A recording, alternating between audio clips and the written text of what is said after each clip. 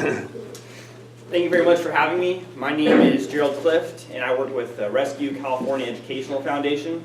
And what we advocate is smaller legislative districts in California. And we do this for a few reasons. We believe it will reduce the time it takes to contact your representative. We believe that it increases access to constituents to representatives, and believe that it reduces the influence of special interest money in these races. So California has the largest legislative districts in the country, and it's by a lot. We have one member for every 450,000 people in our lower house, the state assembly. The next largest state is Texas, and they have about a third of what we have in our lower house. On the other end of the spectrum, though, you have New Hampshire. They have one member for every 3,000 people in their lower house district. So while there's a recent LA Times article that says you have to raise about $700,000 to win a legislative race in the assembly in California, there was a Rose Institute study that found you only need to spend $793 to win a race in New Hampshire. So it's a huge disparity in the amount of money it costs to run a race in both these states. On the one hand, you have California, where you have to be a professional fundraiser or independently wealthy in order to run. On the other hand, you have states like New Hampshire and about 12 others that are one for every 10,000 or less, where you just need a few $100s and you can just print out some business cards, you can go door to door, you can have real communication with people that are supposed to be voting for you. And aside from New Hampshire, there's Wyoming, North Dakota, South Dakota. There's, like I said, there's about 12 states that have one member for every 10,000 or less in their lower house. But there was a recent Rose Institute study that found they tend to be much less partisan in their legislation. They introduce less bills, but they pass more of them. They tend to have more ideological diversity. They have more gender diversity. New Hampshire has 39% women in their lower house. I believe it's the only state that ever had a majority women in their state senate.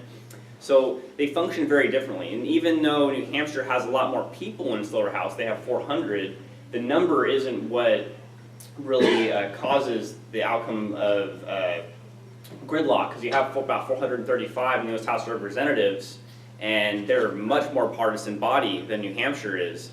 And it's largely because their districts are so large at that level that you can't get outside of a Republican or Democratic box the way that they can with smaller districts. You can really get down about specific issues and talk to people about where you can fix community problems without feeling like you're alienating such a large special interest base that they'll end up throwing a bunch of mailers at you or TV ads to get you out of office. So we shouldn't be surprised that California has a lot more scandals than a lot of other states. I don't know if you heard recently, there was an article in Sac B about State Senator Calderon allegedly taking tens of thousands of dollars from the FBI pretending to be a Hollywood lobbyist. He agreed to allegedly take their money and then put special exemptions for them into law. But then we have more alarming examples that we had a few years ago with Assemblyman Duvall. There's an LA Times article about it. He actually was caught in an open mic in a subcommittee bragging about having sex with multiple lobbyists, them not being aware of it, and the implication being that he was trading legislative favors for the favors he was receiving. But it was a horrible scandal. He had to resign within about 24 hours. All three people that were mentioned were all married to different people.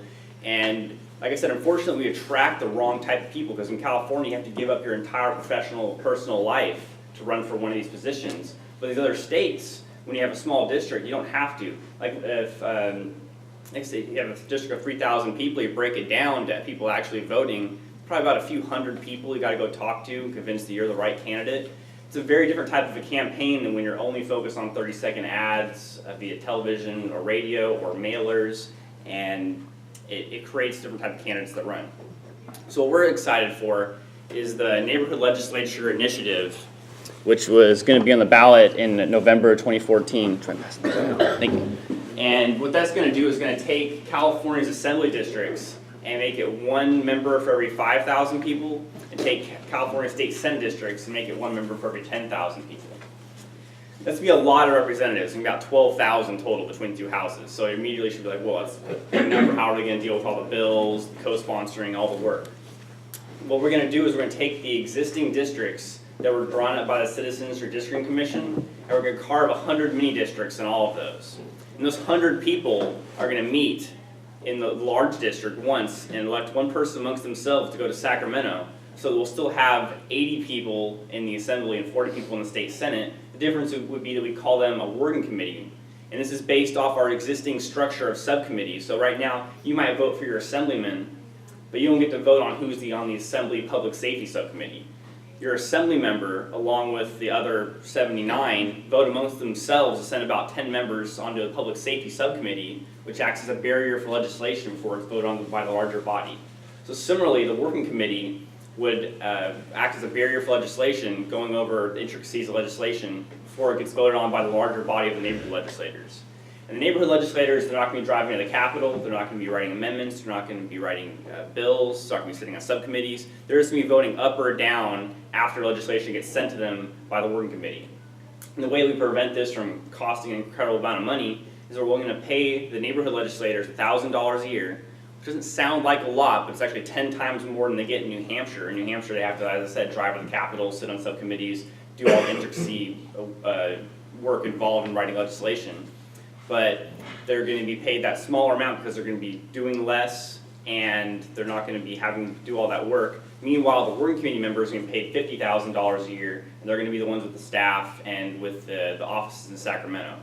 So that's how we maintain the existing structure, so that we have a small body that can get together and talk about legislation, but also have districts small enough that people can go communicate with their legislator and have their issues addressed to them. Because right now, the constituents are the last thing in a lot of these assembly members' minds, because if you have to raise $700,000, you're not worried so much about your constituent getting angry and getting you out of office as you are someone giving you a $10,000, $15,000 check so you can run for re-election.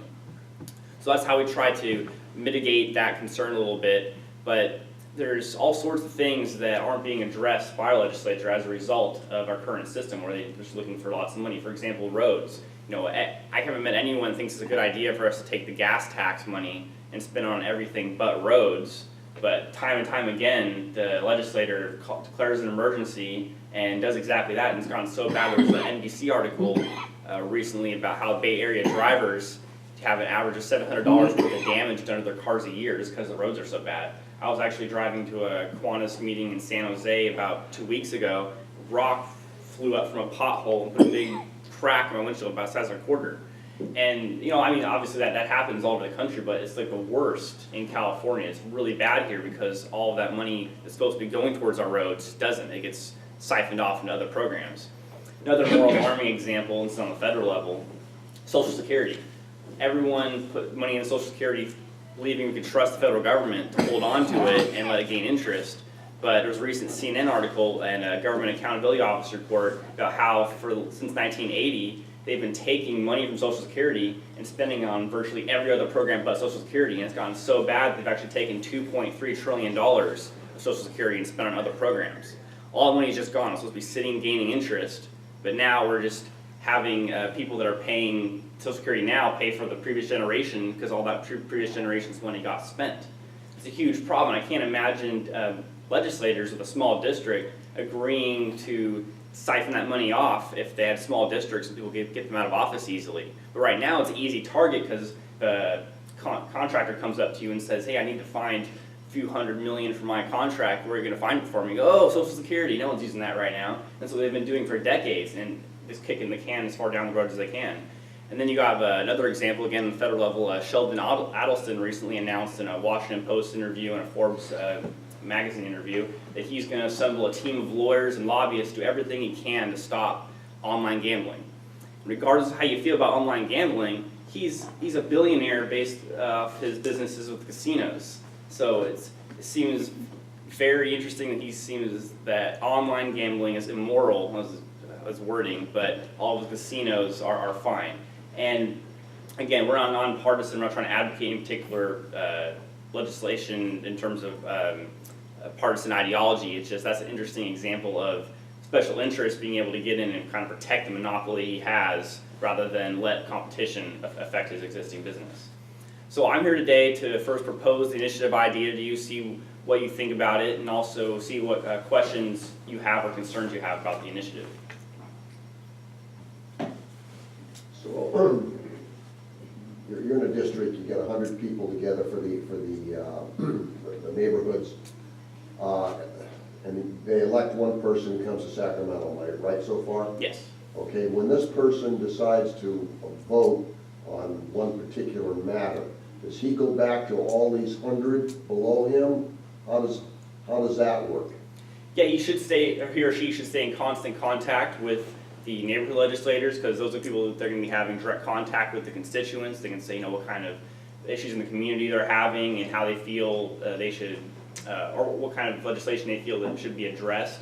But they're not going to, the vote doesn't end at the working committee. The working committee is going to act as a subcommittee, so it's just going to pass through legislation, and then it'll go to the larger body for up or down vote. So the 8,000 in the Assembly and the 4,000 in the Senate, even though they don't have direct control over the legislation that's introduced, amended, or voted on by the working committee, they're going to be able to vote on all legislation before it goes to the governor. So the working committee will vote for it just like the subcommittee does today. Then it'll go to the larger body, then it'll go to the governor. Does that answer your question, or okay. But these sub-district people wouldn't all come to Sacramento. No, they would vote from home. They'd vote from home? Yeah, over the internet. Oh, okay. Okay, so there'd be 100 in each of the 80 assembly districts. And then all those votes would go into Sacramento. Yes. Okay. And the way we prevent the costs from getting out of control is, as I said, we're not going to be paying them all like $95,000 a year. We're going to be paying them all $1,000 a year. And the Legislative Analyst's Office issued a report a few days ago, not a few days, probably more like a week or two ago, that found that the initiative would save about $1 billion over the course of a decade, and that's with initial costs of a few $100 million to redraw smaller districts within our existing legislative districts. We have the same citizens or districting commission that just drew the new districts, draw these new districts as well. Would the election of the 100 be within the actual, just within the district at the general election? Yes, so it would be same way you elect for your assemblyman today, or assembly woman or state senator, you accept that it would be for much smaller districts, more like a city council size district. And that's what's really important about this, because right now, I don't know what your experience has been in speaking with a state assemblyman or state senator, but it's kind of hard. Voice, exactly. At best you get an intern's response sometimes via email. But I've sat down with my board supervisor. I don't agree with him on virtually anything, but he sat down with me like fresh out of high school, a high school kid. We record him for an hour and ask him a bunch of questions because he knows that I can get him out of office. He's in a small enough district. About 9,000 people vote for him in the primary. Furthermore, I don't live in a city. I live in rural Solano County, but a city councilman in Dixon is more than happy to sit down with me and talk to me because, again, he knows that he's in a small enough city that if I think he's doing a bad job and is not concerned about my issues, I can get him out of office. It's not true with state assemblyman or state senator. State senator represents 1 million people. He could care less what I have to say. When he runs for office, it's like running for governor of North and South Dakota at the same time. It's like I'm the last thing on his mind. What he's concerned about is how he's going to communicate with so many voters that he can't communicate to in person, so he's worried about raising all the money. But if we break it down for a second, like I said, 5,000 people in an assembly district now, only about 20% of them maybe actually come out to vote. That's about 1,000 people. 2 people run, got to convince 500 people that your candidate's the right person for the job, and if 3 people run, that's even less than that. So it really changes the type of structure of campaigns. It makes it all issue-based. And in New Hampshire, for example, they give out their cell phone numbers. They don't care. Their districts are so small, they're not worried about being inundated with calls. Here, they do not do that. They do not give out their cell phone numbers to their constituents. It's a very different type of system. And California has gotten the worst of all the states. It's 450,000, just crazy amount of people. It used to be a lot smaller, though. It used to be one of these districts with small states. We were 1 for every 10,000 in 1880. We just haven't adjusted for over 100 years. Similarly, the U.S. House of Representatives used to be 1 member for every 40,000 people, and they adjusted 3 times over our country's history, but once they hit the 435 number, they stopped, because it's kind of hard for a representative with all the work it takes to get to that position to be like, you know what, I should reduce my power and influence and prestige and make my district smaller. It just doesn't happen. But in California, through the initiative process, even though our representatives aren't willing to do it themselves, we can reduce their districts via that process.